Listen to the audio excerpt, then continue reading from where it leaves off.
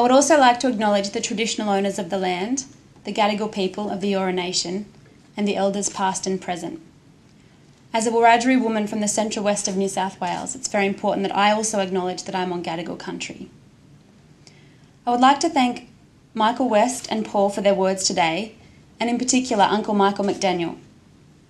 What Uncle Michael has said resonates with me on a very personal level.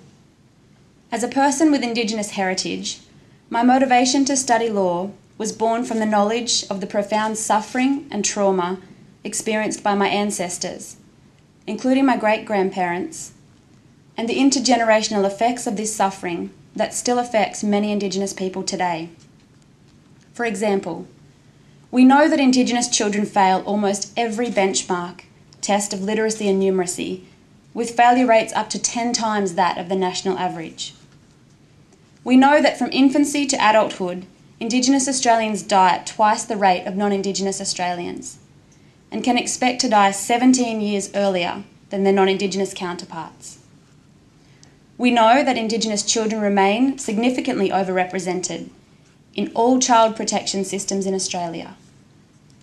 But do we know what this really feels like? What it feels like to be one of these statistics? What it feels like to be one of these children? To have dreams and aspirations to make bold changes for your family and for yourself. Dreams that for many deteriorate into a sense of helplessness. It's difficult to know what we can do to address the situation, but what we do know is that urgent action is required. On the abstract level, reconciliation means equality. But in the real world, to an Indigenous person, it could mean survival. To an Indigenous child, the right to attend primary school so that you might have choices in life. The difficulty for many Indigenous Australians is that all too often we have fire in our belly and a will to change things, but we lack the resources. Personally, I've had varied employment experiences. Sadly, some of them made me feel as though I was more important to the organisation as a statistic than I was an employee. This experience was demoralising for me, and the organisation missed their chance to make a genuine difference. For me, being presented with a job was not the same as being presented with an opportunity. Each Indigenous person has their own pathway to success, but in some environments I felt that I would never succeed. The Allens Reconciliation Action Plan is based on relationships, respect and opportunity, and this isn't just rhetoric.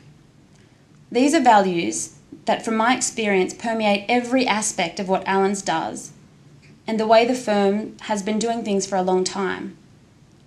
In 2006, I was employed at Allens as an Indigenous winter intern.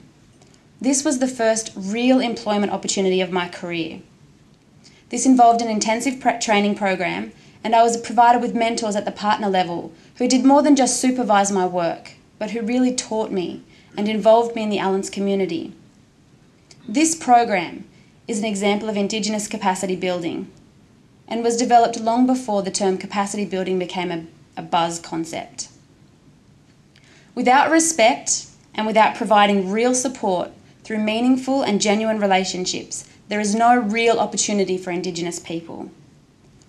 After completing the winter internship, I was employed as a paralegal and then as a summer clerk, and I'll commence with the firm as a graduate in 2010. The internship not only provided me with personal growth and opportunities, but the ripple effect is that the education I have received through Allens will undoubtedly touch the lives of countless other Indigenous Australians, and indeed already has. In this way, the Allens Reconciliation Action Plan is not just about supporting Indigenous people in remote communities, but also investing in Indigenous people such as myself, living in urban communities, who with the assistance of Allens may be provided with the tools to give substance to that fire in our bellies.